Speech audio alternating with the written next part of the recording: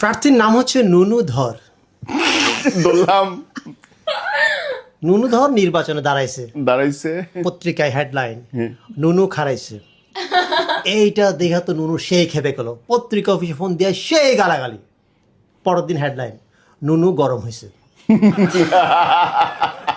এইবার যে নুনু যে দাঁড়াইছে, ওর দলের সিনিয়র নেতা যে রানিং ভাইস চেয়ারম্যান, সে কিছুই জানে না।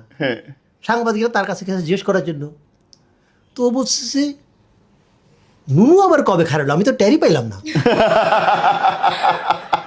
একই এলাকায় একই পদে একই দলের একজন মহিলা ভাইস চেয়ারম্যান দাঁড়াইছে, এর আবার নুনুরে দেখতেই পারে না। মহিলারা বিক্ষোভ মিছিল আই সেই করে মহিলারা আবার সাংবাদিকদের কাছে ওর বিরুদ্ধে অনেক কথা বলছে। পরের দিন হেডলাইন, মহিলাদের সন্তুষ্ট করতে পারেনি নুনু। সাংবাদিক থেকে সাবধান।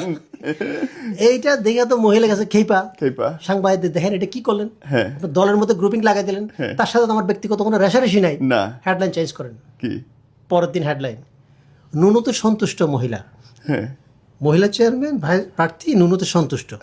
এখন দেখা গেছে কি এটা লিয়ে আরেক গেঞ্জাম লেগে গেছে, দেখা গেছে দুজনের মধ্যে তো গ্রুপিং চলতেছে, দলের থেকে একটা বড় নেতাকে পাঠানো হয়েছে এই ঝামেলা মিটমাট করার জন্য। ওকে যে আসছে তার নাম হচ্ছে কালীধর।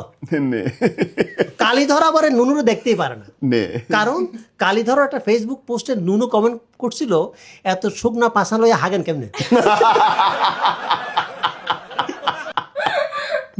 ये खोदा उठा ले मुझको।